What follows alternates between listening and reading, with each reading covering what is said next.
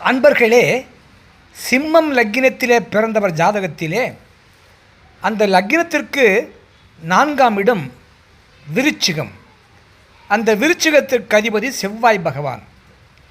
அந்த சிம்மம் லக்னத்திற்கு 9ஆம் இடம் மேஷம்.